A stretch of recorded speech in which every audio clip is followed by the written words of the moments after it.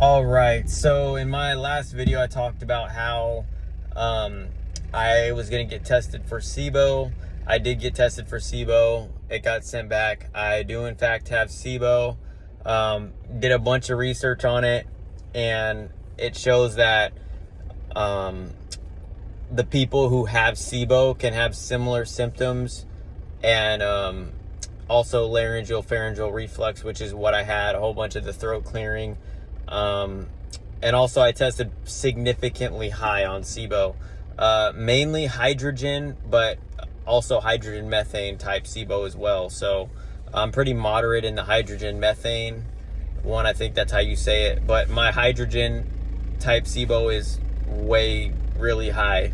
So I don't know if I always had that, or when I was 21, if I started having my my stomach symptoms, because all these symptoms started in my stomach, if that's when I had it and then they just threw a PPI at me, I really don't know. Or maybe I started with IBS. I have no idea, but what I do know is I'm on the path to get treatment for it.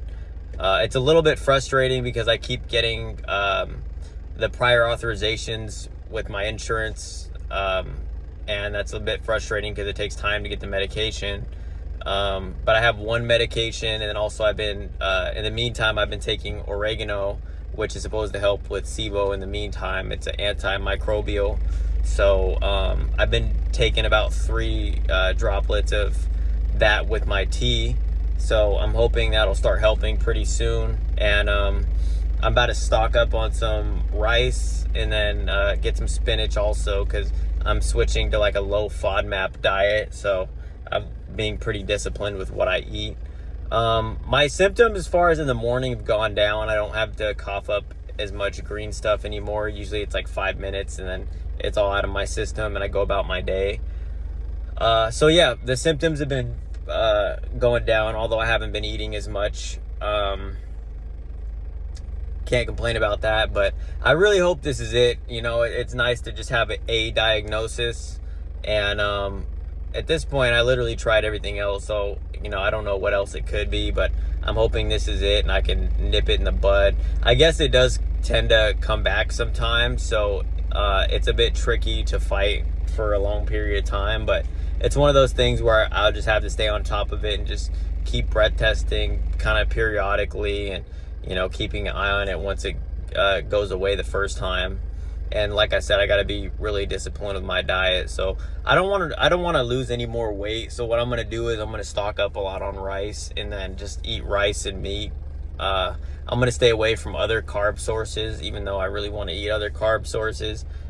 Even brown sugar oatmeal kind of fucked me up a little bit.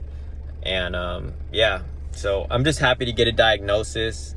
It was really interesting because I have been bloated and constipated for a very long time, and I guess I didn't put 2 and 2 together. I kind of just listened to the advice the doctors gave me and stuff like that. But I am very bitter that they actually just prescribed me a PPI when I was 21 years old, because that's probably the downfall when all this shit started, instead of finding the root cause of why I was having the really bad stomach pain or the reflux. But we're here now.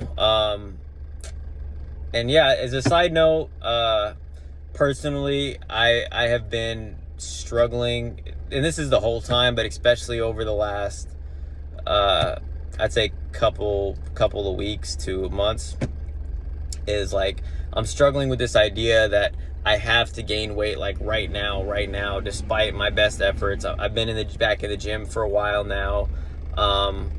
You know what I'm saying? I've been trying to eat a decent amount, but it's like the SIBO can cause me to not be able to gain weight because I'm malnourished, which is why I'm pretty fatigued, and these other symptoms that I'm having. And I thought about it as I was leaving the gym today. I just got done with my workout, and I was like, man, I'm actually really in here putting in work, despite not looking my best, despite being thin compared to how how I look normally, weaker than I am normally. But I'm still putting in maximum effort, and I've been fighting this thing with everything I even when I didn't know what what it was throughout the different phases since I was 21. I've just always been fighting this thing. I've always been trying my best to make do with the situation. And I'm not saying I have it like crazy bad, because I know there's some people out there that can't even eat. I know there's some people out there that, you know, they eat one thing and they shit their guts out, or, you know, they have people out there with really bad LPR, like kind of like how I used to have. Like I just eat one thing and then it's just like so much mucus in there you can't breathe. It feels like you're drowning in mucus. Like, at least I don't have that anymore. So I'm trying to be positive and faithful, hopeful.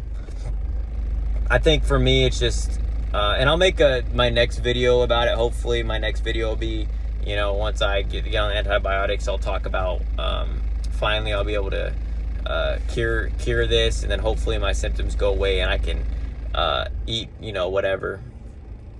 But one thing I'm gonna say about this is that it for sure made me stronger. And I'm in the middle of it right now still. But I'll make my next video about the whole process of when I was 21 and I started dealing with this, and then up until now, because I want to make a pretty long video about dealing with the frustrations of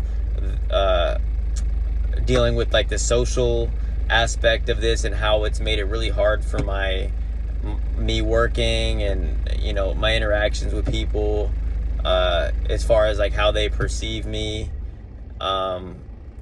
So the stigmas about just about everything that I've been dealing with, all the frustrations with the doctors is a big one. I want to be very verbal about that and make a detailed video. And I want to make a detailed video on literally everything that I've tried from when I was 21 until now. And like I said, with every frustration in there. So there's a lot of them. There's a lot of stuff that I did. But yeah, that's a little update on my end. I'm going to get started with these antibiotics soon. One of them is in my pharmacy. The other one still has to get the prior authorization, and that shit takes time because sometimes they deny it. And it's a fucking mess. But yeah, I'll be getting on that. I'm going to continue to take my oregano oil. And then I have another type of oil coming. I think it's Burr. It starts with a B. I forgot what it was, but that's supposed to help too. And then, yeah, I'm going to stick to this low FODMAP diet, basically just eating rice and then meat. I'm going to stay away from all other carb sources, going to stay away from sugar, you know, that kind of stuff. And then I'll come back at you guys with an update.